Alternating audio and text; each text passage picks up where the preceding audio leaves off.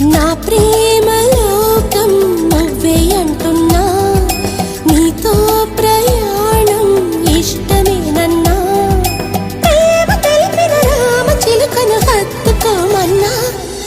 చెప్పాలనుంది చిన్న మాటైనా, ఆగనంది దాగనంది లోలోన, ఇన్నాళ్ళ నుండి ఉన్న మాటైనా, ఇప్పుడేగా చెప్పమంది ప్రేమైనా.